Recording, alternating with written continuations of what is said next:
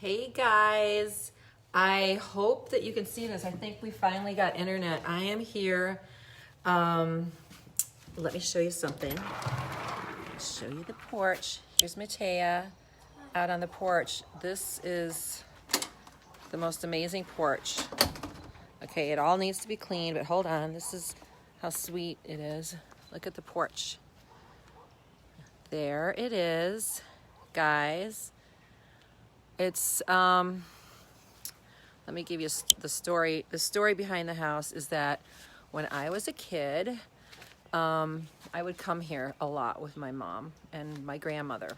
My great-grandparents and my great-great-great-grandparents were in this town. It's a small town in the Illinois Valley. And what had happened was, my great-grandfather was an immigrant, a German immigrant. And so he came over from Germany when he was 16, and his, this is like, he was born in 1861, I think. And his mom gave him like just a little bit of money to come and hang out with his brother who had moved here to farm. And so this was basically like one of those wild, wild west type situations, even though it was Illinois. The town was founded in like 1852. And so this land that I'm on actually was first purchased by a guy named Dr. Teed, who was a Civil War surgeon commissioned by Abraham Lincoln. Hey, Dina. Yeah, it feels really good. So the thing is, then it was built partially. I'll show you this. Oh, I don't want to walk too far because I don't know if my internet's going to work. Okay, so I'll do video of that later. But so the house was first built then in 1876 in one section, and then this guy named Max Friedman owned the house for a handful of years, and then our family in 1912 approximately walked across the tracks, Henry and Mary, with a handful of their kids. Actually, there were 8 of them at the time, and then Emil, their youngest, ended up getting born, in the house. So I want to go in because I don't want anybody to bother me. People are really friendly, and they want to talk all the time, which is great. But I'm doing a live, so anyhow, recently what happened? It is so fascinating. So the house is so special, and for me personally as a kid, it was the place that we would always end up going to kind of for respite. Like, it was 60 miles from my hometown, but because my mom, who was the granddaughter of, the people who bought the house, because her grandmother, my grandmother grew up in this house. And so we would always come here because they had 9 kids, and they were all like my great aunts and uncles. And so they were my mother's aunts and uncles, and they had some kids, but they lived here after my great grandfather died. Are you following me? So there's the great grandfather, then there's my grandmother who grew up here, and it's my mom, and then it's myself. There were 2 other generations. Well, 1 other generation prior to that was in this town. So I'm going to make the long story short to tell you why I'm here. When I was 18, I left Illinois wanting to pursue my dreams, and I'm not moving here permanently, but I never really felt in all of the houses that I've gotten that I've really felt a sense of home like I have with this. And so fast forward to last year when my mother died. First off, when she was sick, she was having some, let's say, memory issues. And she kept thinking that she was in this house because this was her dream home where she always felt the most comforted. And when she took off on a Silver Alert driving, when she was living in Georgia, she thought she was driving to this place. So in September, we were here just 5 months after my mother had passed away. And remember, she even thought, like, as she was passing away, that she was in this house. we decided to come by this house and just put our feet on the land and pray. My mother had to sell this house 20 years ago to take care of her aunts and uncles because they had to go into a nursing home themselves. And so she had to clean out the place and sell it, much to her deep sadness, because she wanted this house to be in the family forever. So my mother passes away, and then, like I said, 5 months after, my sister and I just come to take a peek. I take my shoes off intuitively and put it on the land, and I just declare to God that this is our land, this is our property. Not really ever thinking that we would get this house. And then within the span of like a couple of weeks, my mother's birth home became available for sale in Rochelle, and then this house. And that was in October. Actually, it was September 7th, which was my grandmother's birthday. Remember, my grandmother was raised in this house. And so, but for me, it was like, why would I buy it? Oh my gosh, why would I buy it? Because it doesn't make sense. I'm in Florida. I'm not, I don't live here, And then there was a stretch financially, like, how do I do it? So I kept negotiating with the guys, and it ended up that yesterday, which was so sweet, it was the 95th wedding anniversary of Ella, who was raised in this house, my grandmother, and my grandfather, Arthur Connor, who were 23, and then he was a little bit older, and they got married in this house in the room that I'm literally standing in right now. So I came to this house yesterday, right after closing, and my cousins, also, the grandchildren of Art and Ella, were waiting here for me, and we did some cleaning up. So I decided to buy it as a house for a family to congregate. I have cousins, I have, nieces and nephews, grandnieces and nephews. I have my sisters, and when my mother passed, she was like the anchor of sort of all of us getting together. And my son had told me, he said, when the matriarch dies, oftentimes the cousins and everybody don't get together. And then the house became available. I ended up getting it for even less than half of what they originally had asked for, but it needs a lot of work, but it's really cool. So I'm going to give you a tour right now. Hopefully you can see some things. First, I want you to see this door. I'm going to cover up the address, but the address is there. It's amazing on the door. Look at this door. Like, this door is just exceptional. I had to change this lock, but the door is amazing. And when you come in, there's like one of these little things here, but look at the staircase. Well, that's my soda, sorry. This staircase is over 140 years old. Isn't it amazing? Now, they used to have a wall right here, but they took the wall down and there was a door there. But this is the room that my grandparents were married in. I know it's a little bit dark. Maybe if I can get some more light on, I don't know. See, maybe you can see a little bit better. And if you look at the floors, that's the original flooring. They're really narrow, kind of pine. Here's the staircase again, long shot. It's so beautiful. It's a little bit wiggly in a couple of spots. So my brother-in-law, who's a contractor, told me what to do regarding that. It has gravity heat, believe it or not. The heat comes through here. I was here in the winter. It was pretty warm. So then you walk through. Okay, hold on. One of my favorite things about this house is that it's sort of an open concept Victorian. Very odd, but cool. And it's because it was built in two or three different sections, kind of. Hold on. So this is the living room. See, the floor continues. It needs to be fixed, and there's a window seat there and some shelves. And this over here is the room that we're staying in. We took the carpet up yesterday. Again, I've only been here one full day. And so that needs to be fixed. Matei and I are staying in a trundle bed. And then this is wild. Okay, so this is like all original. So This paper, wallpaper is like ancient. And my Aunt Hilda used to be in this and stay in that room. First, my great-grandfather used to stay in there, and so look at the I guess they call it wainscoting, but like, isn't that cool? I mean, obviously we're going to make some changes, although this room we're going to try to keep as naturally original as possible. It used to be a stained glass window. And by the way, the trees on my property are so gorgeous. Okay, so come in here, and there's actually this bathroom.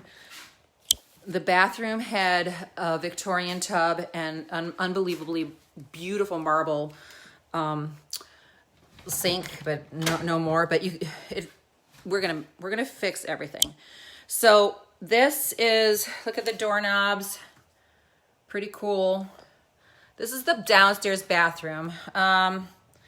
You know, not my ideal because I liked the tub, but they did put in kind of a nice shower in the meantime until we fix it up. Not crazy about this floor, but it is kind of a cool flow because then there's another door here, and these were original cabinets. If you can kind of look at these knobs, see there's knobs with the bronze hardware, which if we just kind of strip those, we'll see them again. And this needs to be finished. You probably can't see that, but this was where I just put some of my stuff in there because we cleaned that out. But my Aunt Hilda has diaries from every day. Because she never got married, and she just kept her diaries. So yesterday my sister sent me the diary, the journal, the diary of that particular day when my grandma and grandpa were married. So anyhow, this is the dining room. Hang on. They did put in a new floor that, you know, but what are you going to do? That used to have a door to a beautiful porch. And then this is the kitchen. You know, here's the thing. It's all workable. I mean, I can live with this. My sister said it's like turnkey in a sense, not really. So let me see if you can see this is the kitchen. These cabinets have been around probably since, I don't know, the 50s. They just painted them. But I did get new appliances with them. Tomorrow I might show you the garage, but look at that huge garage. It is amazing. There's a full loft that could turn into something above that. And this is a coal house that used to collect coal. And the yard kind of goes, it's pretty big. Okay. So I'm going to show you upstairs. I showed you the first staircase, which I'll walk up. Needs a lot of work. But what's really cool, we have a back staircase too. Because this door was the original house. It was just a small house. And that was like, you know, a staircase up. And the house just kind of went from there to there. It was very narrow. And then I'm not going to show you this today either because it's kind of intense. But the basement, it's like kind of like a dungeon. It's a whole different thing. It's a whole different ball game. It's very interesting. All the men love the basement because it's like the ultimate man cave if you fixed it up. Okay, I'm going to go upstairs and show you guys here. Isn't the floor cool? Now, this needs to be fixed. Oh, I just had the internet put in, so I don't even know if it works upstairs. So I apologize if I have to cut this short. But okay, obviously these steps need to be fixed. But according to my brother-in-law, they're still up to code. I don't have the lights on up here. See, you still have the floor here, but they opened this up. They put exercise equipment in there, which clearly we need to take out. And then here's where the work starts to come in. We need to put up in new floors. But that's a whole room. And then There's a bedroom right here. See? Another bedroom and a closet. And the room I'm about to show you used to be the room that everybody would want to go into, but the floor needs so much work. No, only angels. Okay, so this floor, lots of angels. It's like a heavenly portal. This was like wood, and then at some point, I think it was with our family, they like painted and put some kind of weird laminate on there. So this room is a great room, but needs work, clearly. But yes, there are angels all around us all the time. Because God is surrounding me with that kind of thing. This came, oh, okay, so wait till you see this. Another bathroom, but they didn't do a great job. It's like the toilet seat thing doesn't even stay up on it, like all the way. So it needs a little bit of work, but there is a shower in here. I'm not gonna go down these staircases right now, but this is the back staircase that goes into the dining room. And then this room needs work. Hold on a second, but this was a bedroom that my great uncle had, but then they cut it off because this back room was a storage place, kind of like a storage man cave kind of thing for my great grandfather. And if you can see, this is some of his, this is an original, you can't really see very well. I don't know if I can put on a light. How do I add the light? Oh yeah, look. I got it. It says I'm losing internet. Okay, so my great-grandfather painted all around this, and then they painted over it with base coat, which makes me really sad because it had, you know, I believe it was the 23rd Psalm in painting version. So anyhow, that's the inside.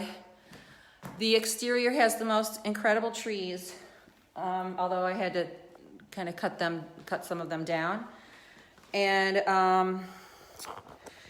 you know, it's going to be a lot of work. I'm not really, anybody who knows me knows that I'm really handy with tech and handy with writing and handy with,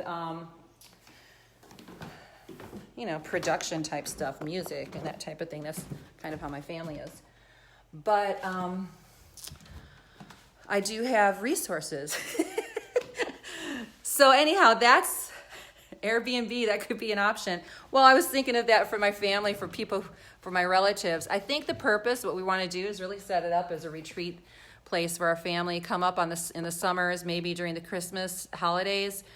And then, you know, eventually my husband and I will kind of downsize to have a smaller place in Florida, you know, because the kids are getting a little bit bigger, and then have this. But yes, I've met my neighbors. It's so exciting. And I'm just elated, a little bit overwhelmed. I made a post about this the other day. It's like when you do something that's you really feel is a call from God, when he's like not only knocking at your door, but like banging on it, like this is what we want you to do. You do it, but it's scary because you don't really know. But all I could help thinking was like, look, what is the likelihood that my mom passes away? She wanted this house in her family so badly. 5 months later, on her mother's birthday, the house goes on for a listing, and her daughters find out, you know.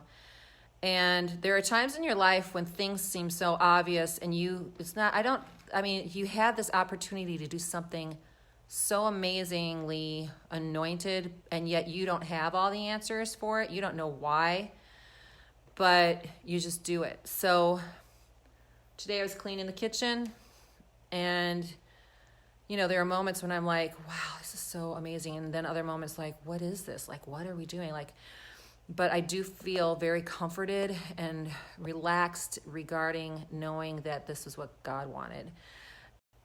We will all see what happens next. So I will show you, keep an eye on my stories, because I'll show you some more things that we're doing. We're cleaning this house all natural, with all natural stuff, that I'm using, like stuff that's all natural. I've been sustained nutritionally with my nutrition that I brought with me, but otherwise it's been a great thing. So I will see you guys. Today I was cleaning the kitchen. It cut out. Oh yeah, no, I was saying I was cleaning the kitchen. Thank you, Julie, for keeping me on task. I was cleaning the kitchen and I was blasting this praise music, and I was just like, Lord, like I grabbed a cup. I'll make a post about this too. I opened up a cabinet, and this is what happens when you get a house like this. And I had a flashback from when I was like 5. They would keep the glasses down below so the little ones could grab it and get their own little drinks. And when my hand went on the thing and I opened it while I was cleaning, I just was like, because one of the cups that I brought back, I'll show it to you, I put into that drawer. And so I was just so moved thinking of the blessing of sort of like the synergy of the ages. So I think if any of my sisters are watching, they would understand this. So this cup was the cup that I always used when I would come here. And they had it, I'll show you where they would put it. They would always put it here. I didn't clean these cupboards down here yet. I just cleaned them above. And so I reached for it. I reached for the door, and I realized I was going to be using this cup. And I was just like, I remembered like the sound of this house, like the life of this house, when my great aunts and uncles would be like, what do you want to drink? What do you want to do? They were so positive and so amazing. So that these cups that I've got up here, see, they mean something. And these are what people used to eat ice cream out of until they needed like ginormous things.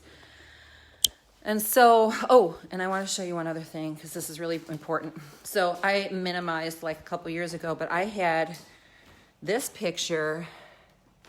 This is so great. This is my great-grandmother, and I had that picture in my house after they sold this house, and then I gave it to my sister because I was minimizing, and it was always up on this wall.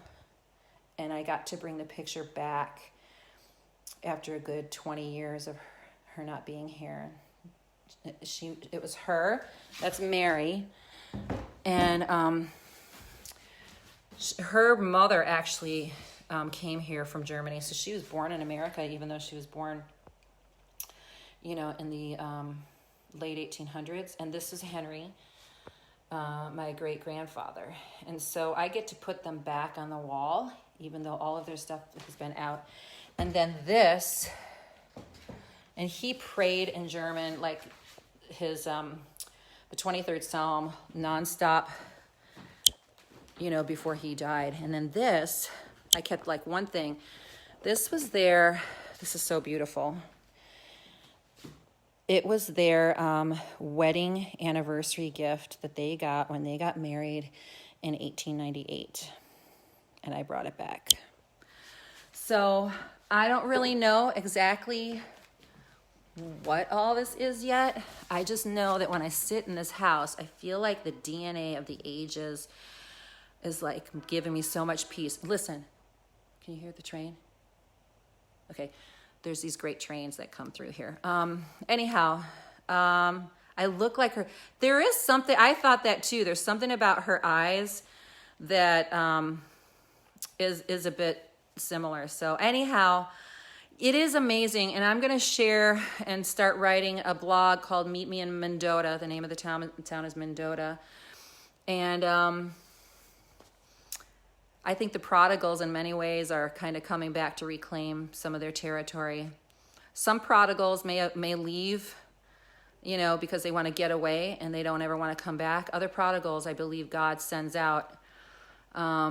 Maybe it doesn't fully abide by the true definition of what we think a prodigal is, but some go out because God does call them out and experience the world and come back to bring what they gained, you know. Thank you. What they gained in the world to bring it back. This is a community with 7,000 people and with a small town with a main street that needs to be kind of restored, and people, it's just amazing. So anyhow, I hope you enjoyed that very long tour. I will keep you guys informed, keep looking at stories. I have internet now, so I am back to work too. I'm going to spend some time working tonight. And praise God that sometimes he makes himself very obvious. The sounds of the trains are so amazing. All right, be blessed.